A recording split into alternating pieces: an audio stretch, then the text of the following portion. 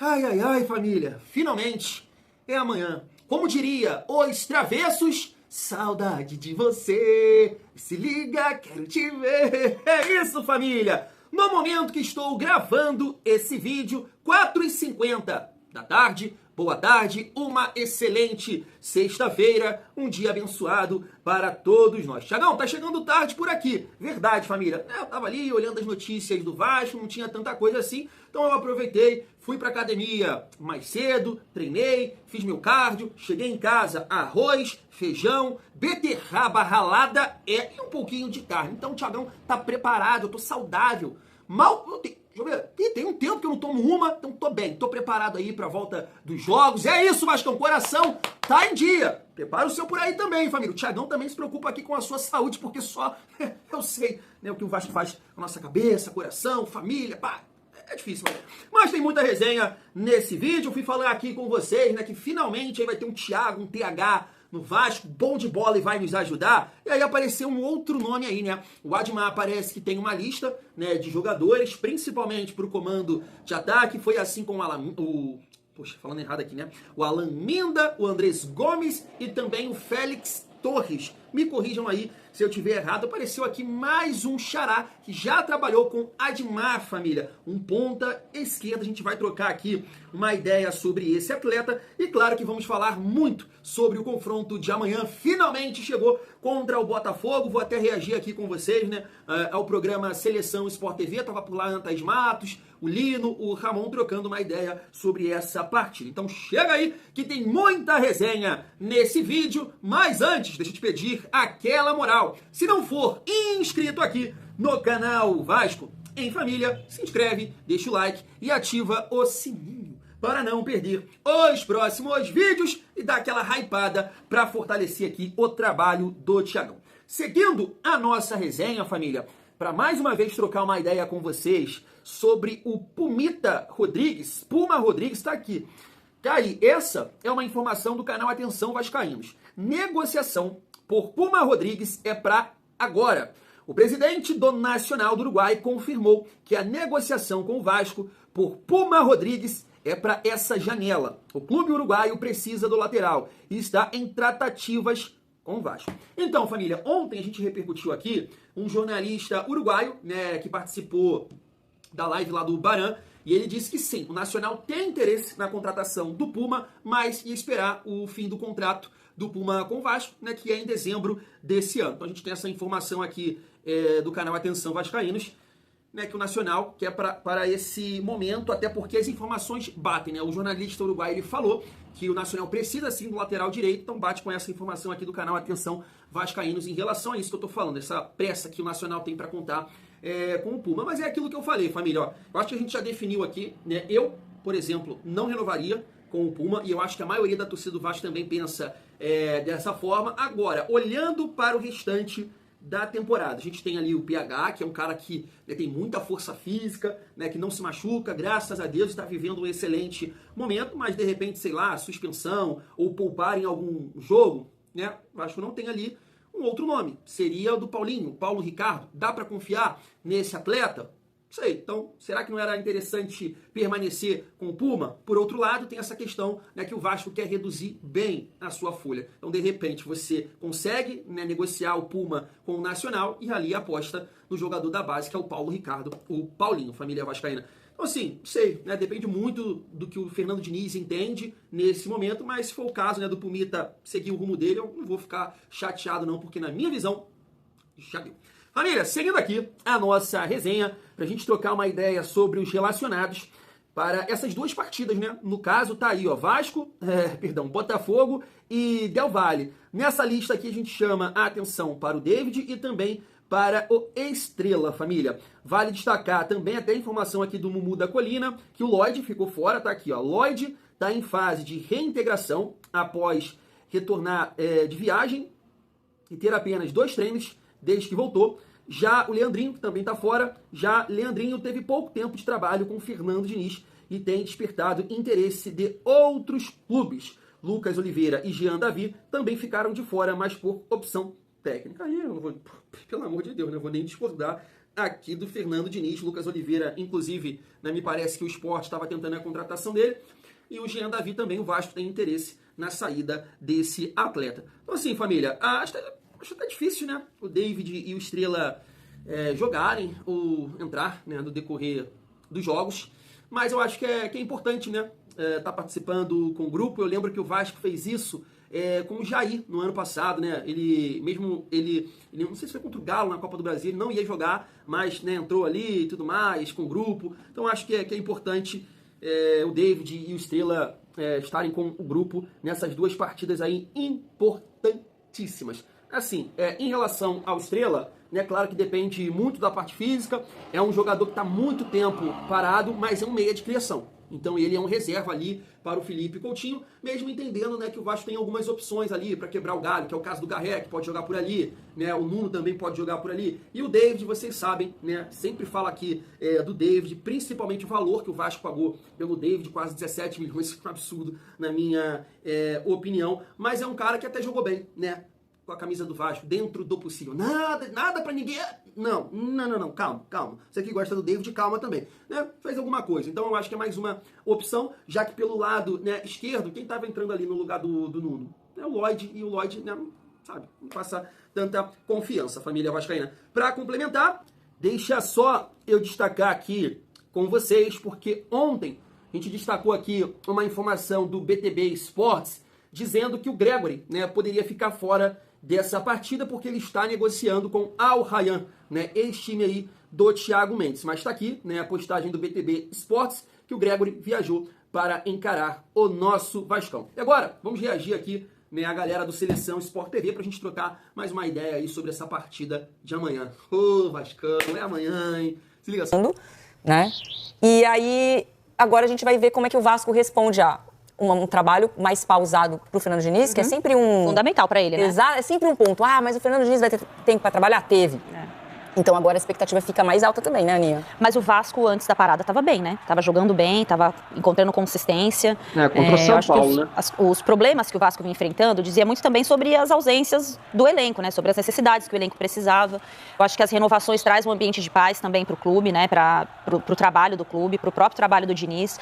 Bem ou mal, são 4 jogadores que formam o pilar do Vasco, né, gente? Do goleiro até o Verrete, assim, são jogadores. Rayyan, importantíssimo também, Coutinho, contratação, como disse o Ramon. Então acho que o time já vem num viés mais de paz. E do tempo para trabalhar, que é o tempo que o Fernando Diniz precisa para colocar o sistema de jogo dele, exigir o que ele exige dos jogadores, para quem vem do banco de reservas. Eu vou insistir nisso porque eu acho que vai ser fundamental pro Vasco. Que tem um bom time, mas precisava ter um bom elenco. Eu acho que esse período, quero acreditar, que tenha sido bom também pro Diniz melhorar os jogadores do banco de reservas. Eu acho que esse é o grande desafio do Diniz, porque a gente tem o time do Vasco de cabeça, assim, consegue tirar fácil, principalmente do meio campo para frente, né? Com o Rayyan, com o Nuno, com o Coutinho pelo meio, e aí você vai... O Gumora, um pouco mais atrás com o Tietê, Verrete à frente. Você tem uma estrutura de time que todo mundo conhece.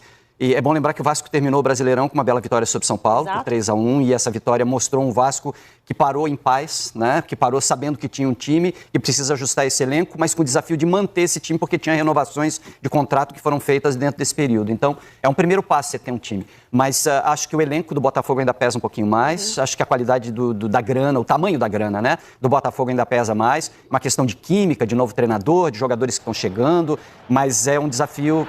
O clássico a gente dissolve um monte de razões, né? Porque a gente coloca várias outras emoções na panela aí, quando a gente está falando de clássico. Mas, de qualquer maneira, o investimento, o peso da grana do Botafogo ainda é grande. Tá aí.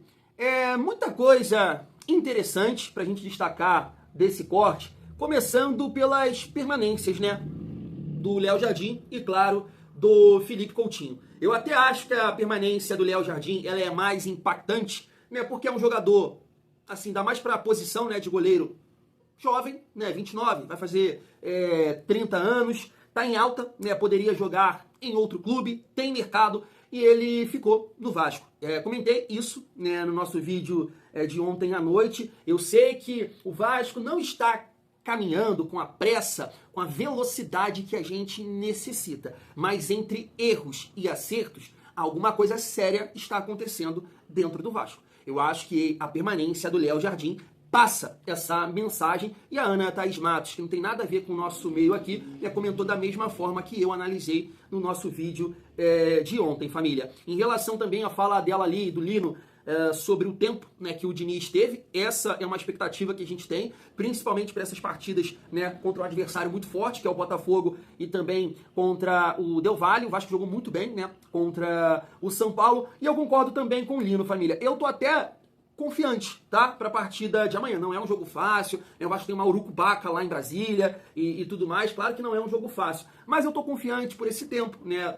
Que o Fernando Diniz teve, pela permanência do Léo, do Coutinho, né? Ficou um sentimento, poxa, de confiança na última partida ali contra o São Paulo. E quando você olha ali pro Botafogo, que teve uma grande vitória, né? Contra o PSG, conseguiu classificar num grupo que tinha PSG e Atlético de Madrid. Isso é uma grande conquista, mas saiu muito mal, né, da Copa, com a bunda lá atrás para o Palmeiras, tanto que Textor demitiu, né, o treinador, e está chegando agora o filho do Ancelotti. Então, por esses motivos, eu estou muito confiante para o jogo de amanhã. Agora, não dá para negar que o Lino está muito certo. Família do céu, eu não sei o que vai acontecer com o Botafogo, né? Mas o Textor não para de contratar, né? Contratou um jogador agora do futebol colombiano, não é isso? Tá tentando contratar aquele jogador que o Palmeiras vendeu para o West Ham, Luiz Guilherme, me corrijam aí se eu tiver errado. Então é milhões pra lá, é milhões pra cá. Mas que é isso, cara? Não é possível. Mas é isso, família. Então, assim, tem jogadores que estão fora dessa partida, que é o caso do Jair e do Igor Jesus, né, que foram para o Nottingham. Mas, né, como o Lino disse, contratou o Arthur. De repente vai jogar amanhã o Arthur centroavante, né? Porque o Ponta também gosta de jogar contra o Vasco. Eu nunca vi, né? Contra o Vasco ele vira o Messi. Então é bom o Piton estar atento com ele amanhã, mas como eu disse, eu estou muito confiante que o Vasco vai conseguir a vitória amanhã, coroando, né, os torcedores lá de Brasília que merecem. Porque, nossa senhora, é jogo atrás de jogo, tomando porrada, e o Vasco dando fubá, perdendo. Chega! Chega! A palavra tem poder! E aí, família, para finalizar o nosso vídeo, falar sobre mercado da bola e essa informação de agora há pouco, né, do Matheus Gilbert e também do Carlos Berbet. Tá aí, ó. O Vasco sondou o atacante português Thiago Moraes, do Lille, da França. Admar Lopes, que já trabalhou com ele no Boa Vista, fez a consulta. O dirigente tem amor antigo pelo jogador. A conversa inicial em andamento. Thiago se destacou no Boa Vista e foi vendido ao Lille por 4 milhões de euros. Na atual temporada, esteve emprestado ao Rio Ave. O atleta tem 21 anos e passagem recente pela seleção de base de Portugal. Família, o futebol português está em alta, né, cara? A gente deu sorte aí com o Nuno, né? Chegou muito bem. Você vê aí, Portugal vai chegar forte na próxima Copa, né? Muito jogador bom. Realmente está um futebol em alta, individualmente, né, falando. Agora, eu tava vendo alguns lances do Thiago, meu xará Moraes, pô, Moraizinho, cara, jogava uma bola no Vasco. Assim, eu não achei que ele é aquele ponta mais de força física, não. Tipo o Lloyd, sabe? Eu acho até que ele tem uma boa velocidade. Depois, né, eu vou ver se o Sem Clubismo FC fez ali a análise dos lances. Aí, de repente, eu vou reagir aqui com vocês. Tem a galera lá também, o canal FBTV Futebol Sem Clichê, que é o Scout, o Felipe, né, que também faz essa análise. Depois a gente pode reagir aqui juntos. Mas, assim, os lances que eu vi dele, me parece ter uma excelente finalização de perna direita, bate também com a perna esquerda, assisti alguns lances dele, que ele chuta também com a perna canhota, mas, não sei, cara, eu acho que ele é um pouco mais rápido do que o Nuno, sabe? Não é aquele ponta veloz, não acho que é esse estilo, não. Posso estar equivocado, posso estar errado, né? Eu vi poucos lances, agora sim, antes de gravar aqui o vídeo, mas é isso, vamos ver. É o Admar tentando, né, reforçar o elenco, tentando ser criativo, né, pela dificuldade financeira que o Vasco tem, família. Então vamos lá, ó. Jogador de 21 anos, português, 1,68 m, gosta de jogar na ponta esquerda. Tá aqui, ó, posição detalhada, né, é um atacante pelo lado esquerdo. Histórico de transferências, né, vale a gente destacar aqui, né, essa boa passagem dele pelo Boa Vista, foi comprado pelo Lille e nessa temporada jogou aí no Rio Ave e agora tá voltando para o Lille da França, né? É nessas horas que eu gostaria de ter um contato. Tá ligado, família? Aí eu poderia, qual é, Cleiton? Fala comigo, show. E aí? Qual é desse jogador aí? Tá o meu xará, Thiago. Mas infelizmente não tenho contatos. Então, porque o Cleiton tava jogando, né? Está jogando no Rio Ave, que também é time do Marinax, né, família? Ele tem contrato com o time francês até o meio de 2028, Então, assim, é por empréstimo, sem sombra de dúvidas. Nessa atual temporada, 35 jogos, 5 gols, é isso. Não foi um titular absoluto, esteve à disposição na Liga Nacional em 32 oportunidades, 18 como titular e 13 entrando no decorrer dos jogos. Tá aqui também as últimas partidas dele pelo Rio Ave. Foi na semifinal da Taça de Portugal, no dia 22/4/2025. É isso. Pelo Boa Vista, 42 jogos, 8 gols. Pelo Rio Ave, 35 jogos, 5 gols.